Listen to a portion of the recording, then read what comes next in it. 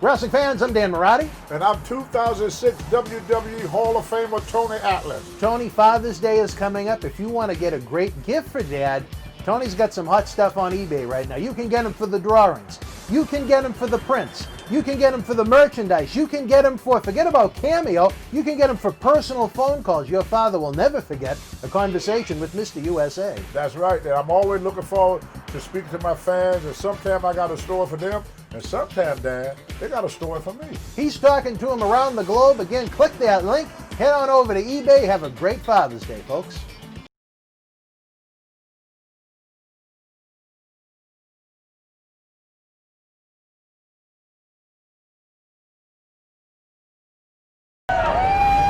This is Mick Foley. This is Harley Race. This is Shelton Benjamin. This is Mr. Wonderful Paul Orndorff. This is the Monster Abyss. And this is Daniel Bryan. This is JBL, and you're watching the MWF. Be there live.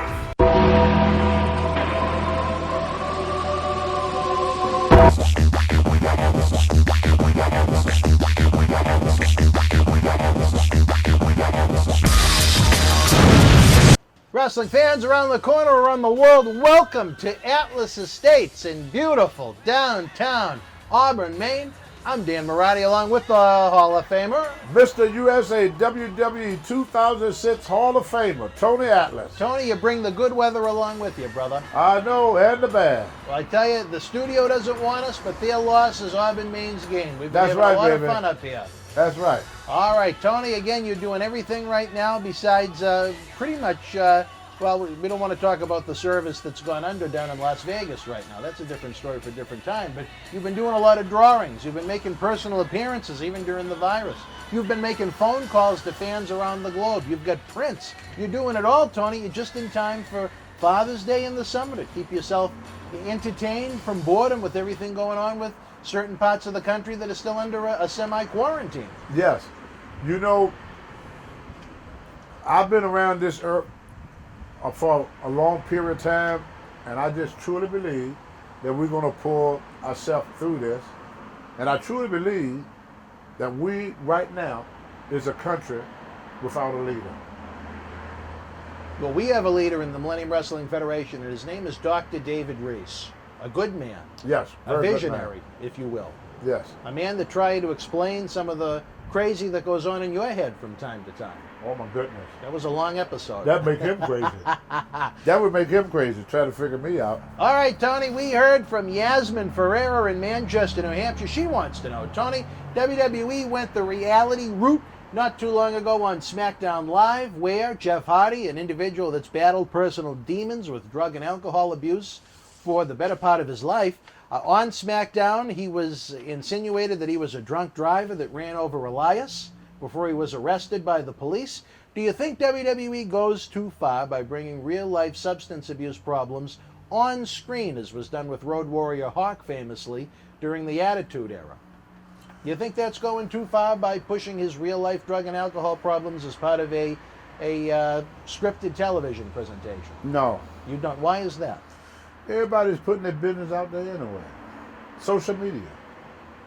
Social media. You think it's a good way to make a buck off? I don't say it's a good way, but all I'm saying is that you can't blame one entity no more for what's going out there. We got today what you call a social media.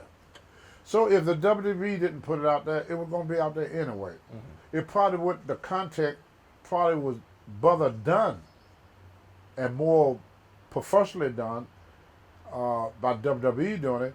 There's some guy that hang out with Jeff and put it out there. So you think it was better that he was a scripted drunk than a real life drunk? Right. Because it's social media, you can't escape nothing no more. Everything is out there. No, you can't. You're right. Yeah, and people that's on social media, they put their business out there all day long. They get out there and they talk to their friends about they doing this and doing that and doing that. Just give you an example, not to go into, all the stuff that's going on today. The kid that was shot in Georgia. Yeah. How we found out about it, the guy put it on his social media page. Well, thankfully, WWE didn't reenact that on television. That might have gone over People today, they would commit a crime, tape it, and put it on social media. I watch this program all the time. I don't know if you ever saw it, Ridiculous. You don't I've watch never it? seen it, no. Yeah, come on, MTV called Ridiculous. And they showed these people things they would tape of them doing. And they put it on social media. There's no secret to people anymore. People exposing themselves. They put anything out there. I mean, you could go on page and people saying this and saying that. People putting naked pictures on social media of themselves. And then all of a sudden you turn around and take a naked picture. Oh, sexual harassment. But then you go on their webpage, hell, they go on their Facebook page, they got more naked pictures of themselves. We are exposing ourselves too much. My mother used to You're have ready an to old saying, expose your guns, Tony. no, You're I'm taking hot. the jacket off. I'm hotter than I'm getting warm here. That old sun done came out, make my chocolate melt. Well, I told you, I Yeah, didn't my think it was chocolate going to milk. be that bad of a Me day. neither. I should let you get in y'all in that shade. But my point that I'm trying to make is, it's hard to sue somebody for something or get angry about something when you putting it out there yourself. You know, we put too much of our personal life out for the world to see. That's why they have all these hackers and forged people and stuff. In the older days, they tell them, don't tell your phone number or don't give out your phone number or information over the phone. Well, they don't have to go to the phone no more. It's all on the media. We put all our life is out there for the world to see. We can't stay off of it. We always texting, everything we do is through social media. So it's very hard to come back later and complain about something. Yeah. When you putting it out there yourself. I don't know if Jeff had complained about it or if he had an issue with it at all, but a lot of fans It's thought no secret. A lot of fans thought it lacked in taste. It was no secret. Let's put it that way. No, certainly not. It dates all the way back to 2008. What happened in 2008? Wait, he did the same thing. You remember that? Oh, well, he had problems long before even 2008. Yeah, you see, it's no secret. They're not giving up no big secret. They talk about history. You can't complain about history. It happened. It's there. Just like people put things about my drug use, put things about my shoe fetish. I don't get mad about it. I did it. Would you have been upset if WWE ever tried to do a drug angle with you? No. Because it's part of your history. You own it.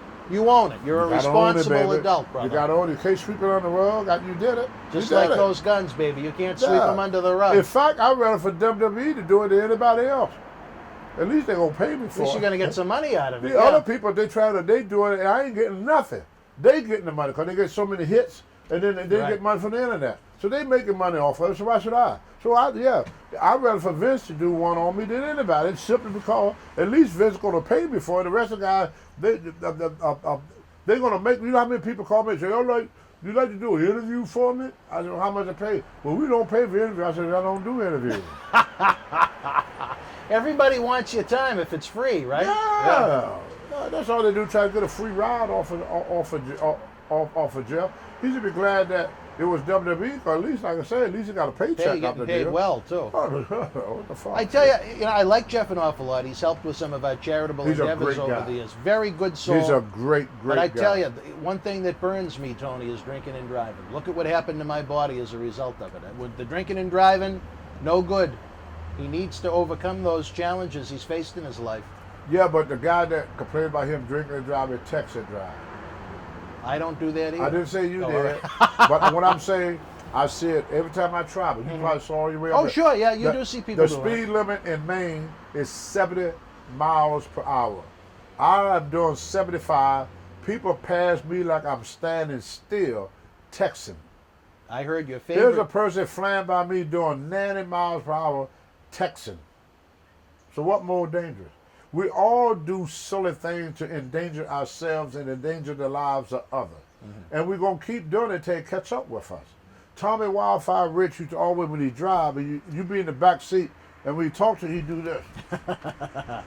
Used to drive me nuts. One time he did it, flipped the car and broke my neck. See?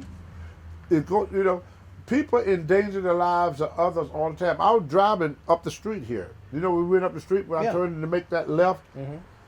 There was a lady coming, and my wife said, oh, what a pretty baby. That's the only thing that made me look. Here's the street. I'm coming here. The lady's on the sidewalk. She's coming. She's coming. She's coming. Get to the street. Never stop. She drove into you and your wife? No, she's walking. She's pushing she the was baby walking. in a carriage, looking at her phone. So she walked into your car? No, I slammed on the brake. I would have killed the baby. Oh, I see. I'm driving. You stopped. Yeah, I see what you mean. You she made it walked look right like in she front of was me. Right out in front walking of me. over you. Never saw me. Really? Never saw me. Now, did you give her any business for it? No. No. No. Not even a honk of the horn? No. I just couldn't believe that she would jeopardize the life of her child.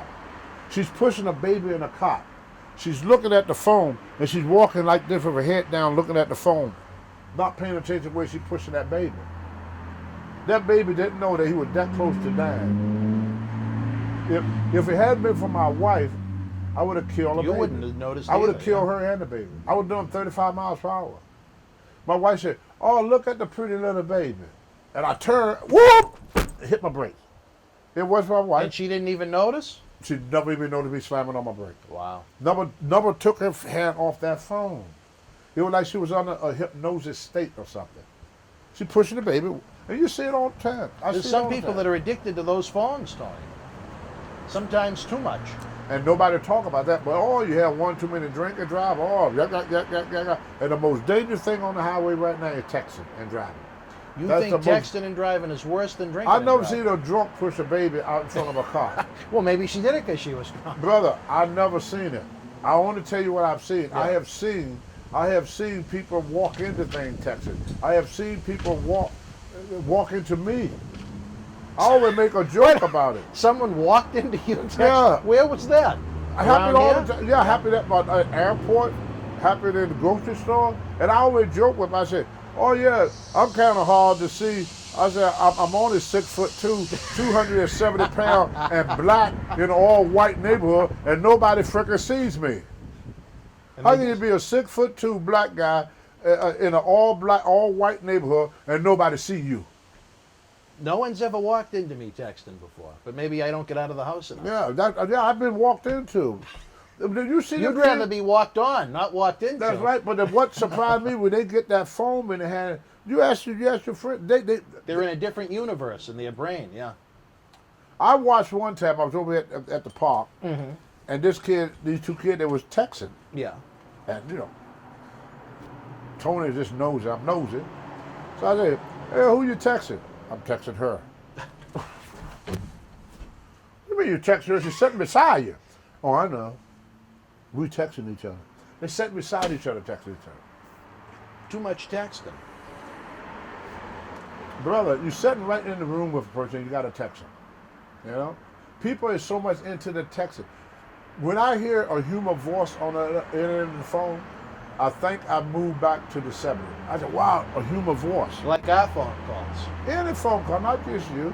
I mean, you can't talk to nobody when it comes to talk. But if you text, all night They get long. right back to you. Oh, boy, right away. And you could go in for a freaking hour, and you couldn't talk to them in person for 2 seconds. Yeah. They wouldn't give you 2 minutes of their time, but on that texting, they give you an hour texting. We too addicted to that phone. And I think texting is a worse addiction than alcohol and drugs. Why is that? Because alcohol don't take your attention off of everything. Drugs don't take your attention off of everything. Texting make you leave this fucking world. You're not even on planet no more. You're not even on the planet no more. What is more important? You take a person, if he's driving and if he got a whiskey bottle in his hand, he would drop that whiskey bottle and grab the wheel if he's drinking. If he got that foam, he'd let go of the wheel and grab that foam. Yeah. Yeah, you go to look at it. That's right.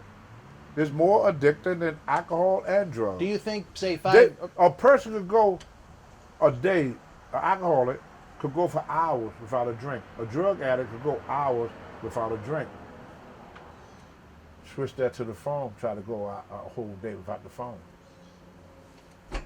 Try that one. people go nuts? They would commit suicide. You take the phone away. You could take an alcoholic and he could go 2 or 3 days without drinking. So who is worse off? The foam addict or the alcoholic? Do you think, say, 5, 10 years from now, we'll see tighter regulations and laws with texting? I think you're going to see tighter regulation on life in general starting now. Why is that? Because first we're going to start censorship. We support censorship. Why do we support I censorship? saw it on TV. What'd you see? I saw Trump want to censor Twitter.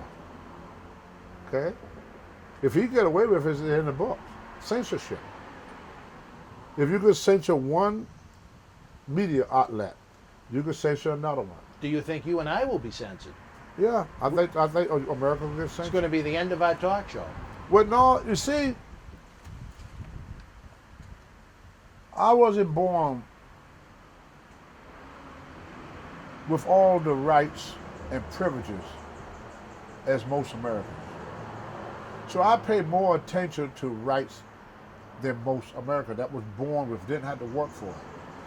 You got your right to vote in 1776. I got my right to vote in 1965. I couldn't exercise my right to vote until 5 or 6 years later. You was born with it.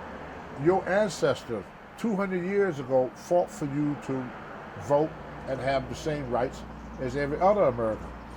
Women in America did not get the right to vote until 1920, which is 100 years ago. So women are celebrating their 100th anniversary to the right to vote. They were not a part of American system for 300 years. Women's got the right to vote 50 years before I did. So they only had a minority about 50 years. Yeah. Really 40. 1920 to 65, 45 years. So they gave women the right to vote 45 years before they gave them to me. So some people are not born with the same right. So if you're not born with something, you got a more of a tendency to appreciate more what you work for. Like only 30% of registered voters in America vote. Only 30%. 70% of registered voters don't vote. Why is that, do you think? Because they didn't have to work for it. They didn't have to work for it. It means nothing to them. They don't understand their rights. Sonny Beach could tell you this story. Sonny Beach, I worked for him. This was right before OJ. I was going to go to trial. And they took me to court. I was found in a criminal court. Not guilty. You? Yeah, not what? guilty. I threw a guy out the ring and broke his collarbone. Oh, really? I never knew that. With Sonny Beach show in Long Island, New What, York. an independent show? Well, 1994 is when I did it. 1 year later, had an OJ trial. He was found not guilty, and he got sued. I was found not guilty. The civil trial was automatically dropped because you have to get a criminal conviction first before you get sued. Okay, yeah. Also, you cannot be tried twice for the same crime. So what was the charge against you? You were negligent in the ring? Assault. Was And that's this why was when it they an threw it up, opponent? no, the guy jumped in the ring on Oh, me. a fan. Yeah, he jumped in the ring. He was a wrestling coach. And So why did he jump in the ring? He wanted to show he had his whole team there. He wanted to show him that He was a tough guy? no, he wanted to show them that we was all fake. So he got in the ring, and what did you do? With a collegiate and Greco-Roman champion, but he didn't know that. Oh, you actually hooked him, Yeah. and then you threw him out of the ring, He fell on his side and broke his collarbone. and he sued you. Yeah. Even yeah. though he no, ran in he the ring. tried, but he had to get a criminal conviction. He Oh, took I it- so he, right. okay, That was okay. the law in Right. '94. In 94. And you cannot be tried twice for the same crime. Try. That makes sense. Okay. They say try. So it got thrown out. Double jeopardy. Was there a jury involved in this? No, but No. you're missing the whole point. Yeah. OJ, a year later, was tried twice for the same crime. But the laws had changed by then, right? No? 1 year? Well, geez, I was 1 young. year, Well, I'm Dan? trying to go back in time, Tony. I was in high school when that no, happened. man's happened. My thing happened in '94. He was 94, in right. '95. Yeah. A year later. But he wound up going to civil court. Yes. Right. Why? If he was... Because we did not pay attention to our laws being changed on us. Our anger was greater for OJ than our rights. That took rights from America. Another thing that changed in that trial that nobody noticed, hearsay was not acceptable in a court of law until the OJ trial. Once it get on the book, it changes things. We lost rights with OJ. People don't know this. He was tried twice for the same. And when they say, well, one is a criminal trial, the other is a civil trial, but the statute said tried. It didn't say what type of trial. It said you can't be tried again for the same crime. And so what they do, they changed the name of the court and they changed the charges. So they charged him with something different. Did you have to go down to New York for this? Yeah. Did you really? I traveled back and forth. But guys used to tease me a lot. They said, Tony, ain't you glad you did it in 94 instead of 96? Yeah. See my point? Yeah. The Patriot Act was another one. Right to privacy. We lost that right. Oh, absolutely. We lose rights all day long. Because what they do, they find something. A little loophole. What? No, you have to agree to it. They have to find something that's more important to you. So Like to America, 9/11. right, to America, OJ being tried again was more important to us than double jeopardy. He was tried twice for the same crime. Now you can play with words all day long, but what happened? He was tried how many times? Twice. For the same what? Crime. No more. There's no more double jeopardy. In my day, we had double jeopardy. You don't have that no more. Doesn't exist at all. Don't now? exist well, at see, all. Tony, I learned something talking to you. Think about it. He was tried twice for the same crime. There was not another crime committed. They just changed the name of it. Same crime though. I imagine. It's kind of like gimmicks in the ring. First he was Mark. What was Undertaker before? Mean Mark. Mean Mark. And then changed to Undertaker. Same man though. I Because you change the name of something, it don't change the subject. It don't change what it is. I imagine you were glued to the TV. I can during call the this a OJ house? trial. No. You weren't? How come? I know you I like watch it news. off and on. Yeah. Yeah, I watch it off and on. And I want to hear both sides of the fence. And the reason I wasn't glued to TV because the first 9 months was just the prosecution side. Right. There was only 1 month of the OJ side. Yeah. There was 9 months of the prosecution, 1 month on the defense. Now, were you impressed by anyone in this trial? Yes, I was very much impressed. Who impressed you? This is what I was impressed by. All right. There's no such thing in America as a fair trial. You don't think OJ had a fair trial? He did. Oh, he did. That's how I knew there ain't no such thing as a fair trial. Why? Oh, because you thought he was guilty. No. No. No. I didn't look at OJ. All right. I'm not that narrow-minded. I'm looking at our justice system I got to live by. I don't have to live with OJ. I don't need a country. I ain't got to live with him. I ain't got to sleep with him. But the criminal justice system I got to live with. So I was more interested in the criminal justice system than the individual that was in it.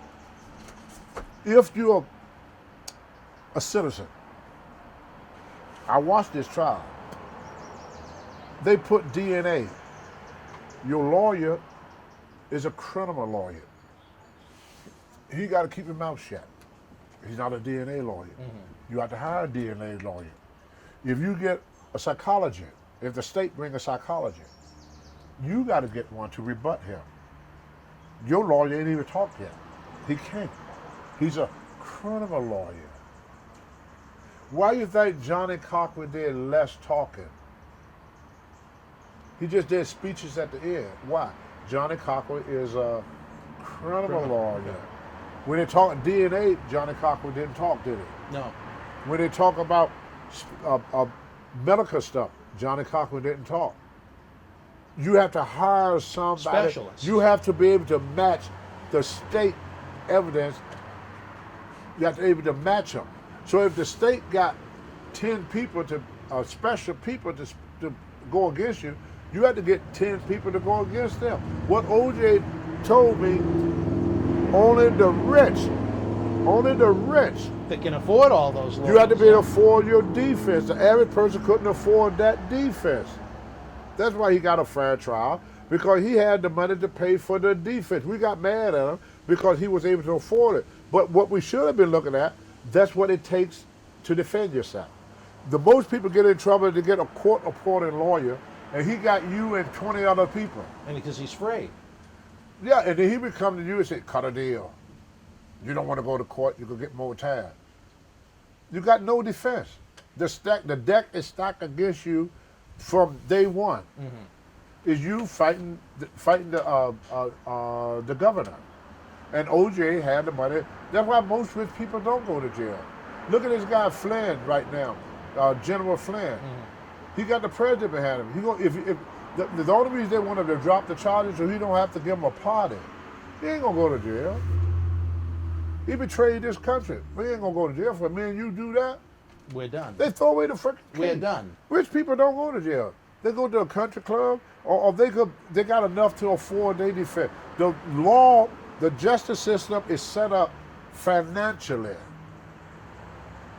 That's why there's a lot of people in jail right now pulling a lot of time. Probably some is innocent. They didn't have the money to defend themselves. If you don't have money, you can't defend yourself. Some people can't afford one lawyer, never mind 6 or 7. That's why they all get them court-appointed law. Yeah. That's what I learned from OJ trial. I want to know how the justice system works. That's why I watch it. I wasn't interested in what OJ did. I don't have to live with him. He's not part of my life. Nothing about OJ is going to help my life one way or the other. But that that justice system is a part of my life. Because you could run into that problem. And well, let me ask you this. After watching the trial, would you have let Marsha Clark walk on you? No. And why is that? She's ugly. Ugly. But I thought it was all about the foot. Yeah, but not that. When you look up at that mug, come on, it's like E.T. walking on me. You're like freaking E.T. Come on, brother. Leave that old woman alone. You heard it from Mr. USA Tony Ellis. He is not a Marsha Clark fan. Who want to get walked on by E.T.? I didn't think she looked like E.T. Because you horny.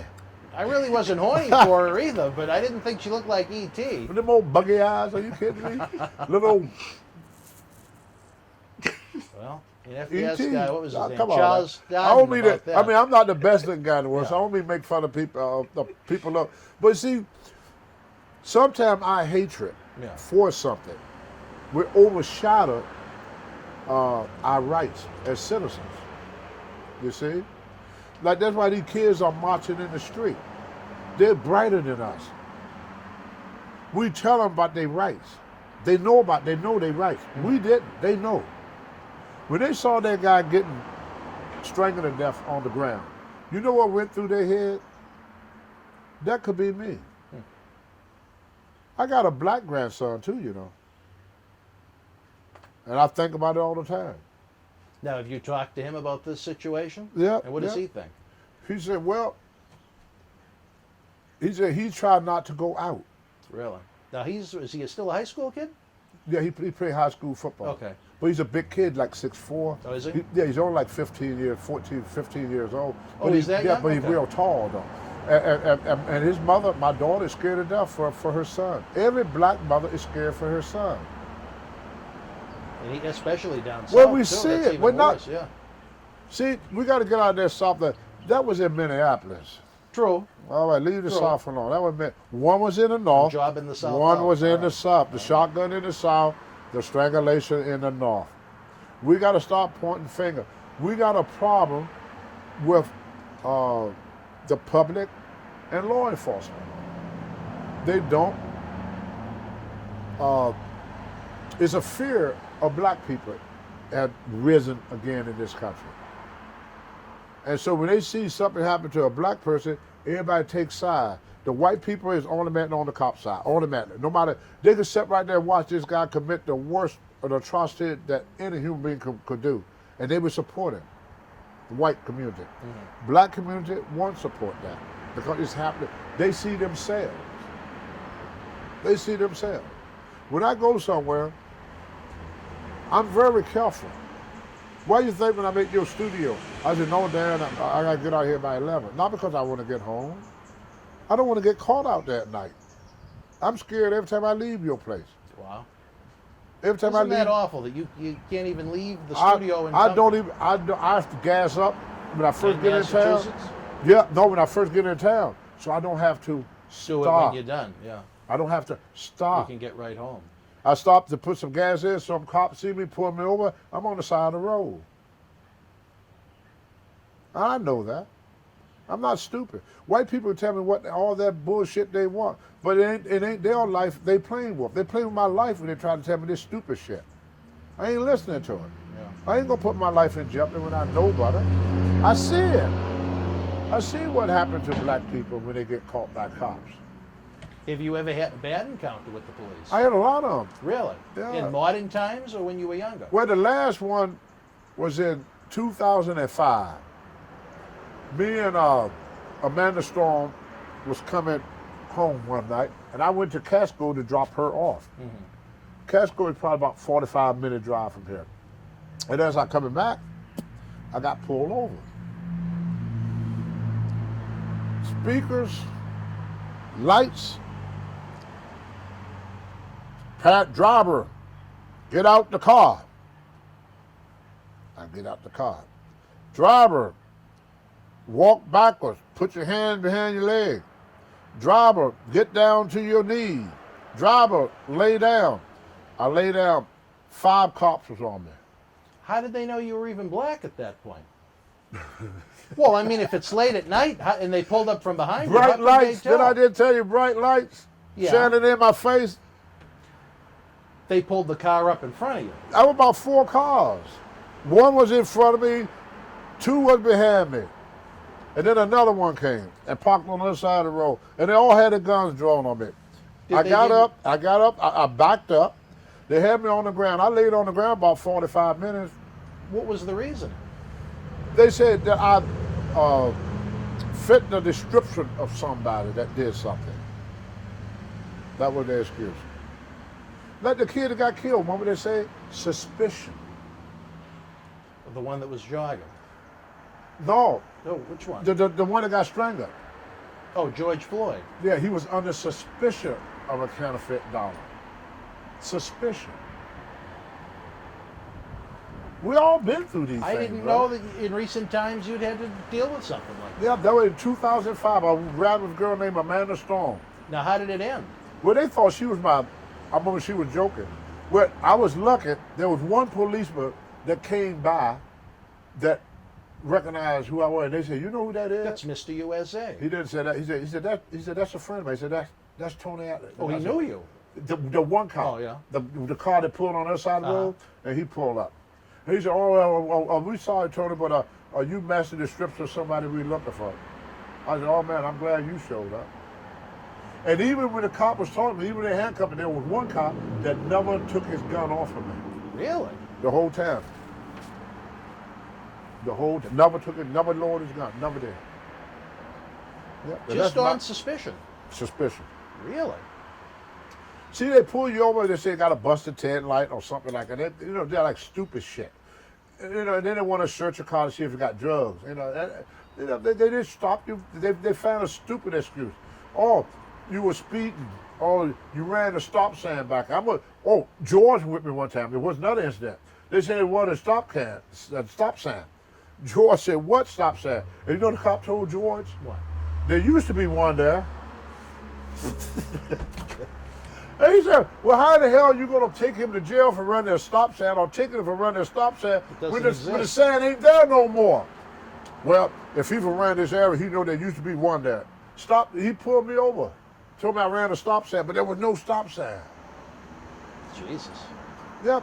A lot of us went through stuff like that. We go through it. I was bouncing at Bahama Beach Club right here in Auburn, called the Bahama Beach Club.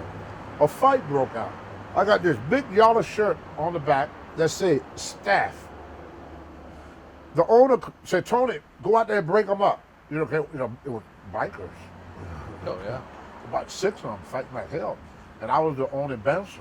So I'm out here trying to break up 6 white guys from fighting. The cops came right away. I said, "Oh shit, good, I got some help." They grabbed my ass and slammed up against the wall. They didn't pay no attention to them white guys. Really? Even One though guy it said staff on your shirt? The owner ran out and said, "Oh, he's my bouncer, he's my bouncer." I took the fucking shirt off, I threw it in the ground. I came home, Monica said, "Where your shirt?" I said, "Fuck them people." I said, I ain't gonna bounce no more. That was the end of it. I never went back. It was called the Really? Bahama Beach Club. Everybody in Louisville know that story. So what kind of a bar was it? A biker bar or No, it was just a two. bar? Yeah, they came in. One group was already there. When these other guys came in, they were from a different gang. So I guess they didn't like each other. So one guy threw a drink in the other guy's face. We asked them to leave. We thought they was gone. So when they got out in the parking lot, it just broke out. I don't know what caused it to break out, but it just broke out all over again. So they ran me out there too. Hey, hold up, cut. This camera just overheated and turned itself off. It overheated? Yeah. Are you sure it wasn't the battery? No, I'm positive. The battery said it had over 120 minutes on it. There was over 2 hours left. Is it that hot over there? It, apparently just the spot it was sitting in. Jesus Christ, Tony, you're getting heat, brother, from the sun. You even get heat from outer space, baby. See, you never had that experience. I've never had to worry about that. And it makes me feel bad that you had to. That's not just me. I used to hate riding with Mark Henry. Why? I said it all. Oh, because there were two of you? Big too. Did it ever... Well, Teddy Long was a little guy. Don't matter. Well, no, I mean, I used to love it. I used to love it when I was riding with a white guy. really. Felt more safer. I know they're not gonna pull him over. Even now, isn't that sad, in It ain't 2020? safe, because we keep ignoring that. Look what we're doing now. We're talking about what? The looting. We keep sweeping it under the rug. What do you think it's going to take for We there to got- be real change? Nothing. A civil war, a racial war. You think so? Blood got to spill. Do you think we're headed in that direction? If we keep ignoring the problem, yes. Look at it now. They keep talking about what? The looting. The riots. But they're not. All right, Tony. Again, you're a man of great wisdom. We wish the best for Jeff Hardy. We wish the best for you folks. We hope you're staying healthy. We're getting close to summertime now. Hopefully, we'll be able to do a little bit more as life opens up here in the United States a little bit more. Again, the Hall of Famer Tony Atlas is available for bookings, personal appearances of any kind. You can get the goods on eBay. The man's drawing. He's making phone calls. He's doing a lot of other things I can't even think of off the top of my head. We've taped so much today. We have to have some long sessions. We're looking forward to a nice 4th of July celebration, Tony. The spirit of Americana with Mr. USA himself. It's going to be a happening. For Tony Atlas, he's tongue-tied. He said so much. I'm Dan Murata, you and yours. Be well, stay healthy. Good night.